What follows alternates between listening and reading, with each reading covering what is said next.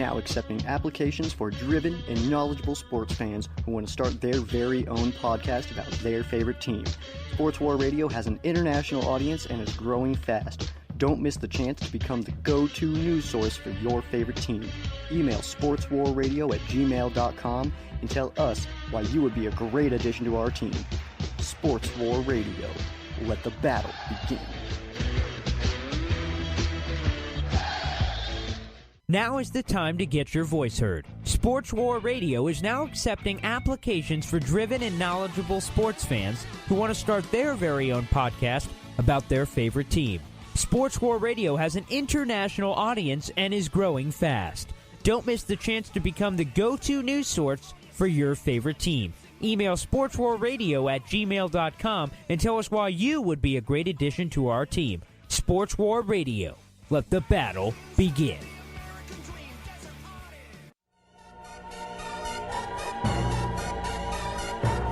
Let's get back to the action. This is the Heel to the Face podcast on Sports War Radio.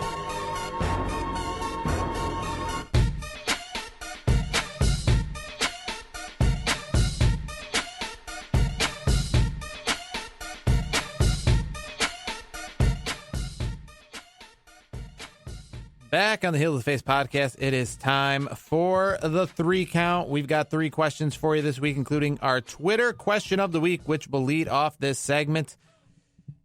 Interesting result, I would say, but here's our question of the week. If you could save one show, because we learned this week that Talking Smack is going to be no more. Sad face for Jarod. I liked it, and I don't know anybody who didn't like it. There's lots of things on the network where people are like, I could give or take that. There is nobody who said, I wish Talking Smack was gone. They wish Raw Talk was more like Talking Smack, or they wish, nobody didn't like that. Sometimes on the network, there are things that are just too much, but nobody thought Talking Smack was bad. They think maybe they would have probably, and a lot of times I feel the same way, would have rather watched SmackDown than Talking Smack. Or watch Talking Smack over an actual episode of SmackDown. So my question this week was, if you could save one show, meaning one had to get canceled, would it be Talking Smack or 205 Live? And most of the people agreed. 77% to 23% said they would rather save Talking Smack. Well, I guess I'm in the 23%. I want to see in-ring competition. That's just me. I'm a wrestling purist. I want to see the in-ring competition. Honestly, I watched a little bit of Talking Smack here and there. I wasn't a huge proponent of it.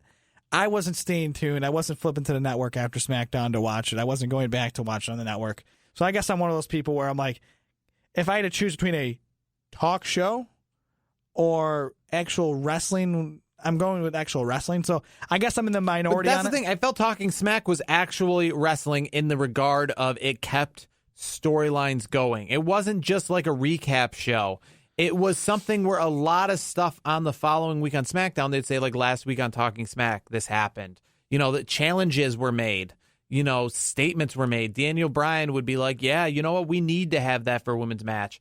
A lot of times Talking Smack was good after a pay-per-view event because it was again, better than just a recap show. It wasn't just in front of a live audience. It was quieter. It was more intimate. It was, what remind me a lot of, if you watch a pay-per-view, a lot of times on the kickoff show, they have that social media lounge where they'll sit there and have an intimate conversation with Paul Heyman or an intimate conversation with, another superstar that night. And it's something, not as drawn out as the rest of the wrestling. It's not like a backstage interview. It's a little more quieter, a little more reserved, a little more personal. And that's what I felt Talking Smack was. It was, the new champions would come out on Talking Smack and they would proclaim their championship. You wouldn't get to see that on the pay-per-view. They just take their titles and leave.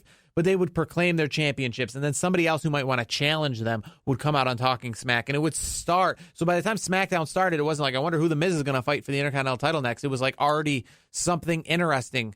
I'm not saying that I don't like 205 Live or that I really want either to be removed. Do you think 205 is too much of a niche? Like a niche group of wrestling fans, do you think?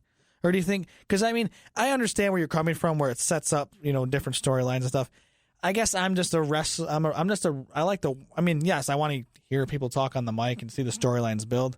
I guess on my perspective of it, at 205 Live, I just want to see some wrestling. I think the question wasn't a diss to 205 Live. No, yeah, I think the question was just homage to how good Talking Smack was. I will say this: the best part about Talking Smack was the reaction of Daniel Bryan and Renee Young. I will say that. I saw some of their tweets. They voiced their displeasure a little bit, and then Kevin Owens kind of said, "Yeah, I'm glad that's done." So that's Kevin Owens. I think the great thing about Kevin Owens, he stays in character on Twitter all the time. That's why Kevin Owens is so well liked by the WWE universe, is because his tweets a lot of times, or he responds back. I mean, maybe it was Kevin Owens really, maybe that was just real Kevin talking like that. But to me, it felt like it was a part of Kevin Owens, the wrestler, the gimmick that he has, where he was like, glad that's done. I wasn't that anyways. I'm the face of America. Yeah, but that's just me. I don't know.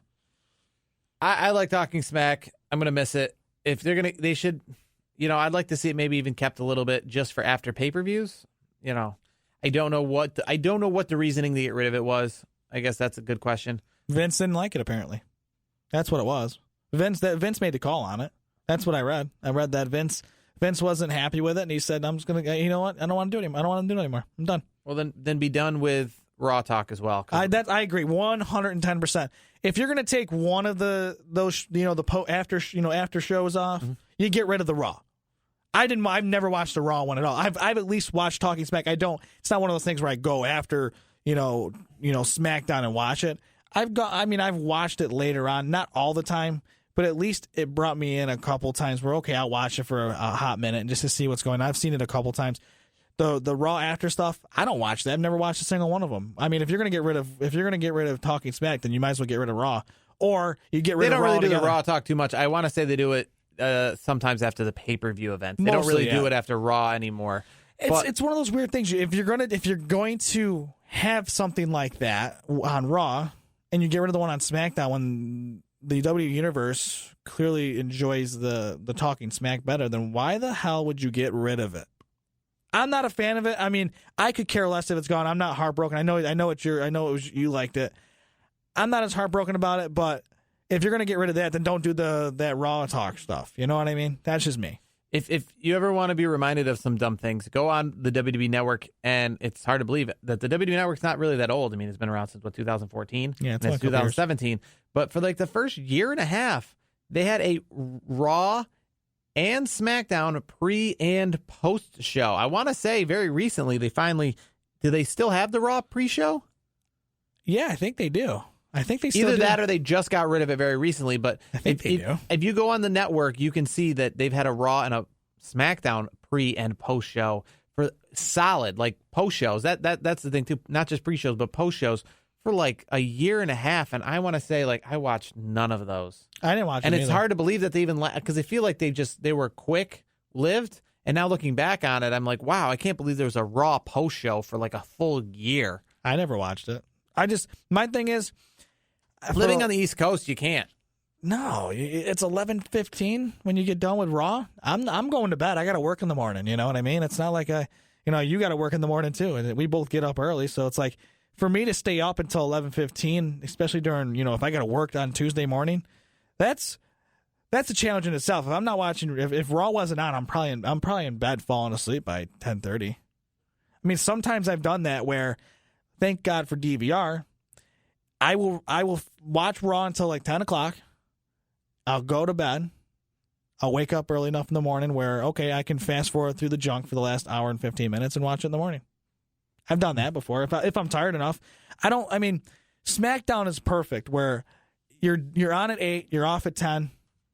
Cool. I'm good. That's why I watch SmackDown religiously every week because I'll even watch the show at 8:15, 8:20. I've got it down where I can watch it at a certain time, and I can fast forward through all the mumbo jumbo, and I can watch a show in under an hour and 45 minutes, hour and a half, which is nice. Because unless you're watching the Breezango stuff, as soon as I see that, I immediately I hit play because I want to watch the Breezango, the Fashion Files. I want to see that stuff. I think that's I know we kind of bounced around, but it's the things I like to see on SmackDown.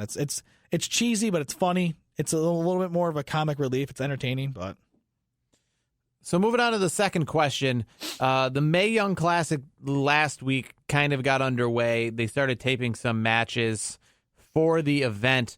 My question is, this Mae Young Classic, they hyped it up for a long time. They've been talking about it for a few months now.